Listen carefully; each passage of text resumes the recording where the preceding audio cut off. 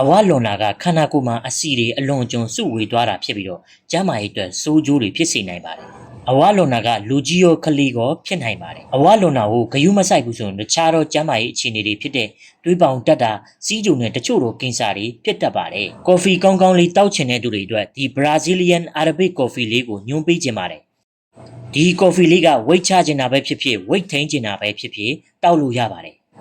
ဒီကော်ဖီလေးကတွေးထဲမှာရှိတဲ့အဆီတွေကိုဖယ်ရှားပေးပြီးတော့ကိုယ်လေးချိန်မတက်အောင်ထိန်းပေးတယ်။တွေးကြိုဖြစ်စေတဲ့အင်ဇိုင်းတွေကိုဖယ်ရှားပေးတယ်။ပြီးတော့အစာအိမ်နဲ့ဥလန်းချောင်းမှာကန့်ညိနေတဲ့အညစ်အကြေးတွေကိုဖယ်ရှားပေးပြီးတော့ဝမ်းမှန်အောင်လည်းကူညီပေးပါတယ်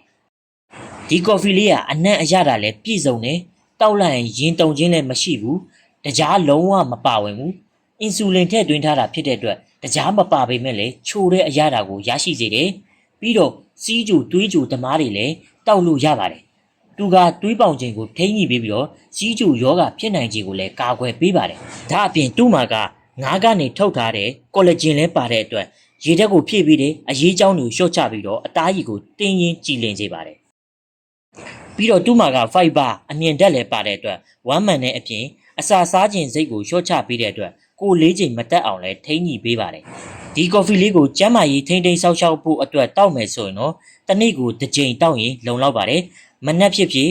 နေ့လယ်ဖြစ်ဖြစ်တောက်လို့ရပါတယ်။ဝိတ်ထိန်းခြင်းတဲ့သူတွေဆိုတော့အစာမစားခင်တောက်ပေးမယ်ဆိုတော့အစာစားခြင်းစိတ်ကိုလျှော့ချပေးတယ်။ဒီကော်ဖီ400ဆိုရင်ထိုင်းနိုင်ငံထုတ်ဖြစ်ပြီးတော့စားသုံးသူတွေရဲ့ထောက်ခံချက်နဲ့အတူဟက်လာအမတ်တစိတ်ကိုပါရရှိထားတာဖြစ်တဲ့အတွက်လူမျိုးဘာသာမရွေးယုံကြည်စိတ်ချစွာတောက်တုံးနိုင်ပါတယ်ခင်ဗျ။